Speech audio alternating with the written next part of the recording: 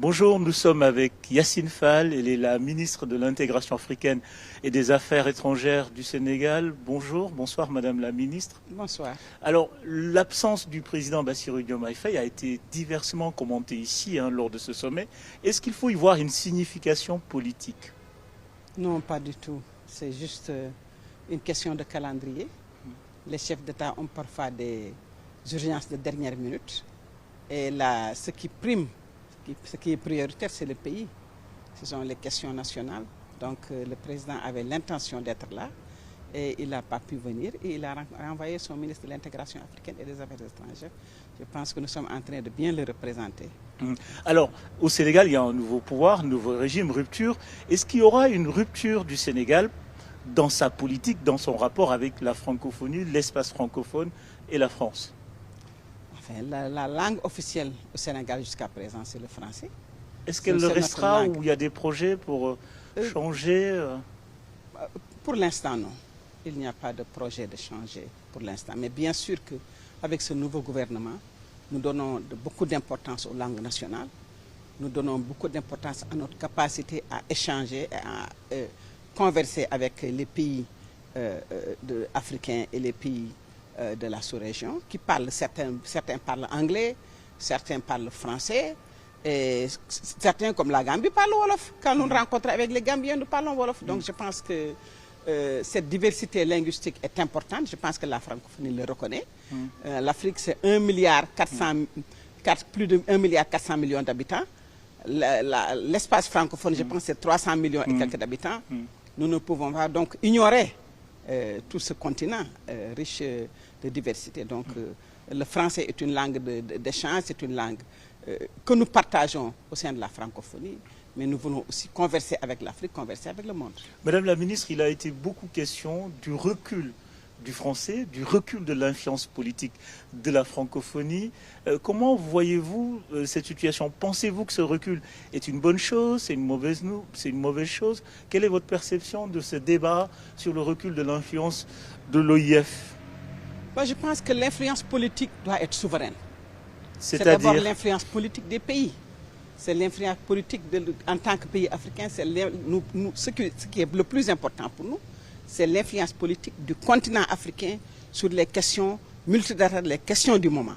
C'est l'influence aussi de l'espace CEDEAO auquel nous sommes membres au niveau africain et au niveau international. Donc je pense que l'influence politique, elle est relative. L'influence politique de la francophonie, c'est avec la langue que nous partageons.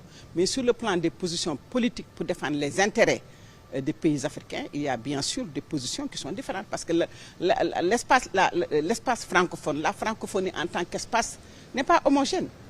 Il y a des pays industrialisés, il y a des pays en développement.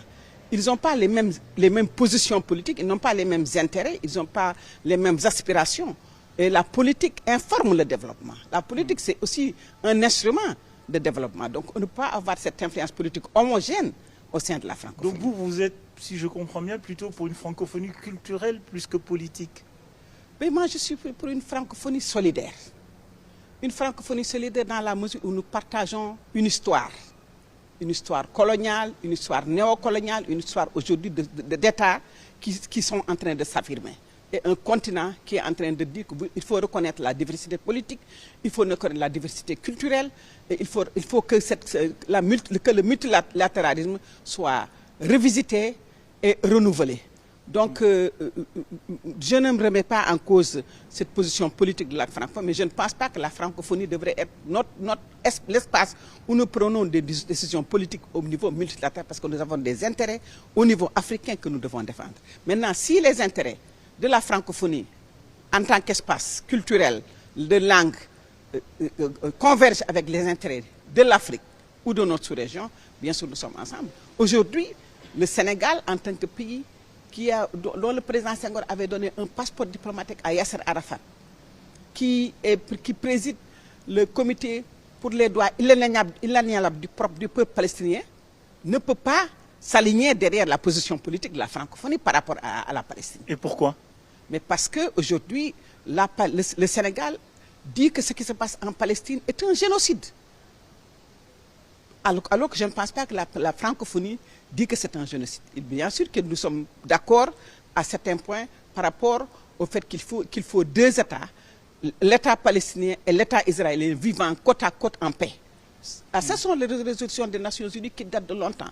Nous pensons aussi qu'au niveau multilatéral, on peut beaucoup mieux faire pour pousser les intérêts du multilatéralisme qui doit être revisité.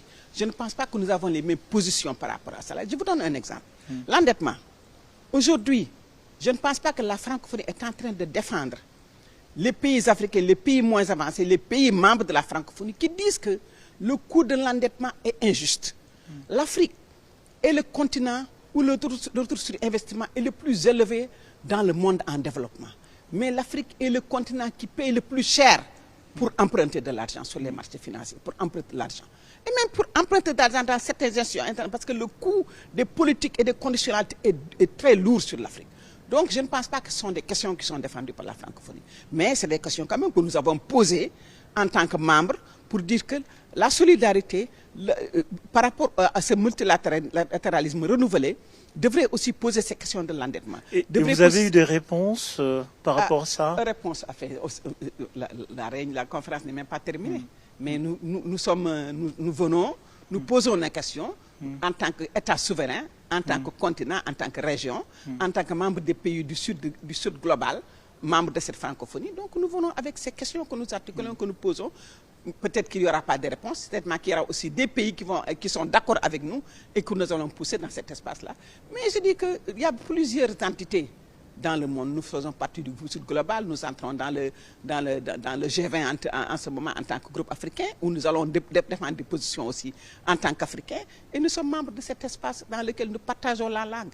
Nous partageons la langue, mais je dis qu'au lieu de partager la langue, nous devons partager un espace francophone qui défend un peu plus d'équité dans les questions multilatérales, un peu plus d'équité dans le fait que l'Afrique doit être soutenue, accompagnée pour qu'elle puisse mettre en place un processus d'industrialisation. Parce que lorsqu'on parle d'emploi des jeunes, d'innovation, de création d'emplois, etc., l'industrie, seule l'industrie ou une agriculture souveraine peut créer des emplois. Donc voilà, on ne peut pas donner des notions comme ça. C'est une chose que de donner des notions, ça n'est une autre que de mettre en place des politiques solidaires, des politiques équitables de développement. Madame la ministre, merci. Merci beaucoup.